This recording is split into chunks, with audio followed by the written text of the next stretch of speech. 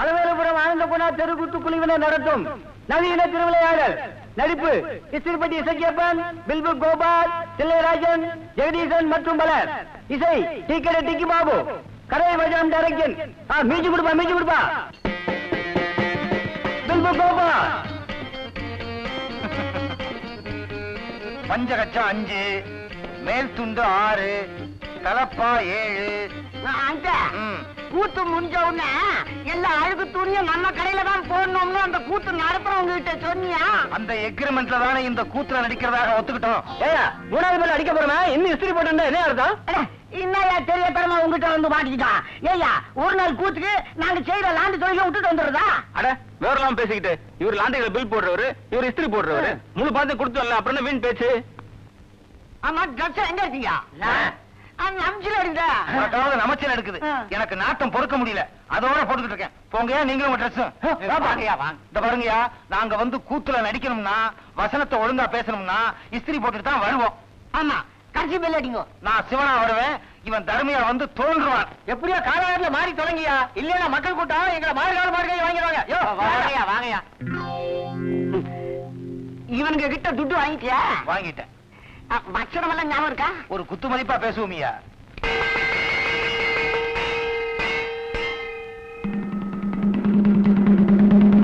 நாட்டு மக்களுக்கோ நற்செய்தி. துணியில் உள்ள நாட்டத்தை போக்கும் சலவை தொழிலாளிக்கு ஒரு நல்ல வாய்ப்பு. நமது சலவை தொழிலாளர் தலைவருக்கு ஒரு பெரும் பிரச்சனையில் பெருத்த சண்டை ஏற்பட்டுள்ளது.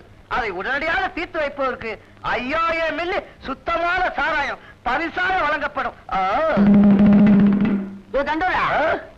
எவ்வளவு பரிசு கிடைக்குதுன்னு சொன்ன? 5000 மில்லி.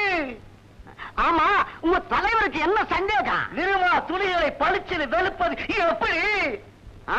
ஆமா அது பளிச்சுன்னு வலிக்குதே எப்படி? இது தெரிஞ்ச 5000 மில்லி நானே கபக்கு ஊத்தி இருப்பேன். இது தெரியல நான் தண்டா போடுறேன். ஏன் சிரிக்கிறீங்க?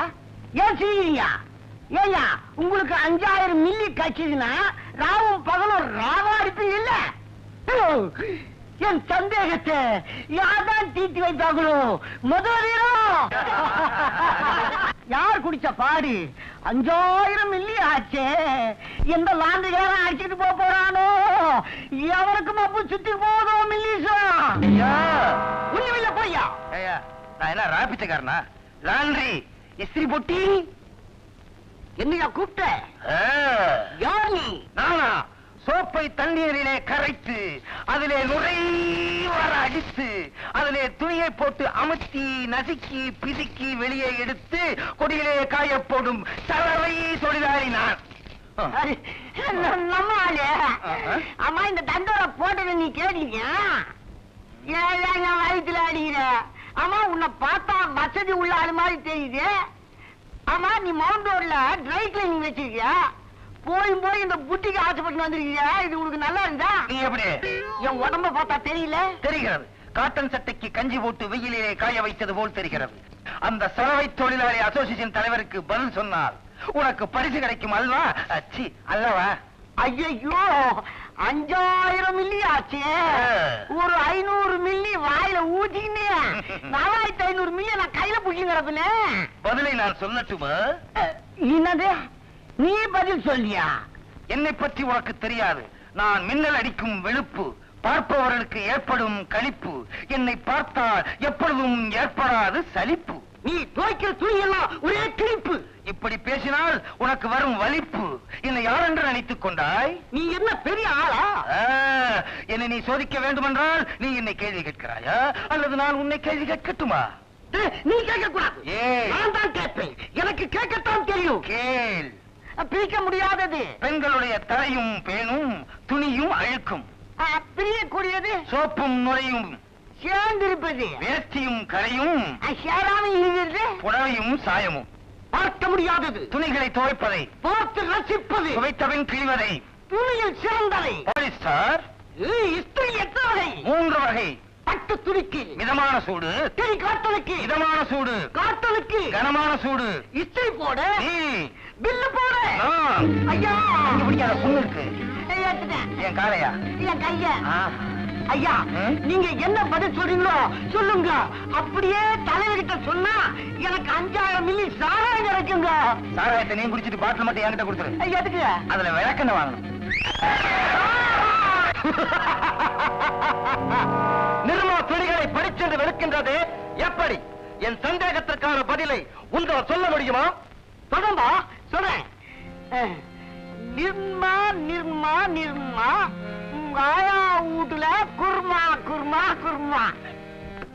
தமா தூண்டு குழந்தைங்கள இருந்து இந்த நாட்டுல வயசானவங்க வரைக்கும் இத பத்தி தானே பேசிங்க இருக்கிறாங்க. ஏங்க இத பத்தி நீ என்ன நினைக்கிற? அந்த குருமாவை பற்றிய விளக்கத்தை நீங்கள் தானே சொல்ல வேண்டும். நிர்மா பெருமையை பத்தி பேசல. நிர்மா நிர்மா நிர்மா குர்மா குர்மா குர்மா. ஆஹா ஆஹா, அருமையான விளக்கம். என் சந்தேகத்திற்கான விடை கிடைத்து விட்டது. இதோ என் பரிசு 5000 மில்லி. இன்னைக்கு நல்லா பப்பு சுத்திக்கோ. நிறுத்தும். என்ன முத பாட்டில் பிழை இருக்கிறது. நான் சொல்லிக்கிறேன், என் பாட்டுல தப்பு இருக்கலாம். தட்டி இருக்கிறது. நீர் குருமாவுக்குத்தான் விளக்கம் தந்தியே தவிர நிர்மாவுக்கு அல்ல. ஆகவே உனக்கு பரிசு கிடையாது. நாட்டுல உன்ன மாதிரி 2 பேரு நீ ஒத்தவே போதையா? நாட்டுல ஒரு சாராய கடை இருக்காது.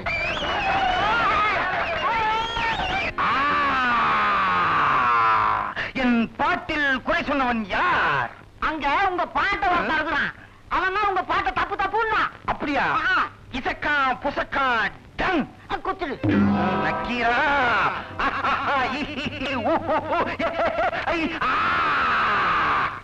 என் பாட்டிலேயா குறை கண்டாய்?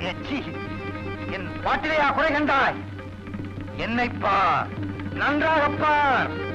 கேட்டு போயில இங்க பாரியா, என் நெற்றிக்கண்ணை பார். நான் திறந்தால் நீ பொசுங்கி விடுவாய். நெத்தியில கண்ணையே காணும், அப்புறம் என்ன பொசுங்கி விடுவாய்? கண்ணை பாரு. என் நெத்தியில கண்ணு இல்ல.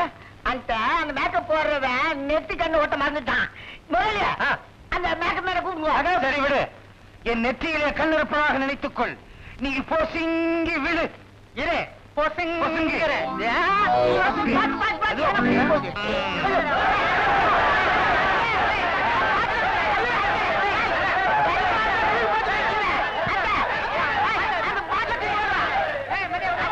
முப்பத்தொன்னு 71 32 81 33 91 34 101 35.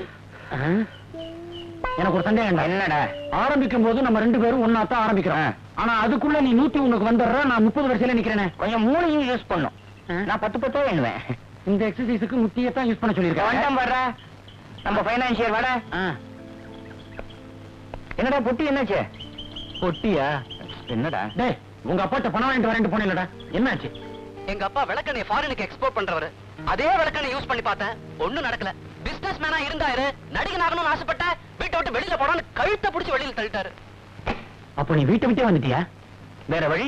சினிமாவில் ஒரு பெரிய ஹீரோ ஆனதுக்கு அப்புறம் தான் வீட்டு வாசல்படியை மிதிக்கிறதா சேலஞ்ச் பண்ணிருக்கேன். இனிமே உங்க வீட்டு வாசப்படி நீ மதிக்க போறதே இல்ல.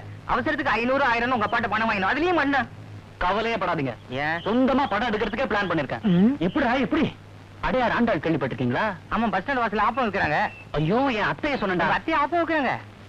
ஐயோ, அவங்க பெரிய கோடி சொல்லிடா. ஆப்பம் வைக்கிறாங்க. நீ அடிப்பட்டே சாக போற. அவங்களுக்கு அடையாறுல 6 பங்களா இருக்கு. 6 பங்களாவா? அதுல ஒரு பங்களாவா வித்தா கூட அழகான கலர் படம் எடுக்கலாமேடா. அவசியமே இல்ல. ஏன்? எங்க அத்தை சரின்னு ஒரு வார்த்தை சொன்னா போதும். அப்படியா? வாடா, நம்ம அத்தையை போய் மீட் பண்ணலாம். பாத்தியா, ஓட்டுறான். எங்க அத்தைய மீட் பண்ணலாம். ஆனா அதுல ஒரு சின்ன சிக்கல் இருக்கு. சிக்கல்? இப்பெல்லாம் ஒழுங்கா ஸ்கூலுக்கே போக மாட்டேங்கிற அத்தா. ரொம்ப நாட்டி. அத்தை, ஏன் அழறீங்க?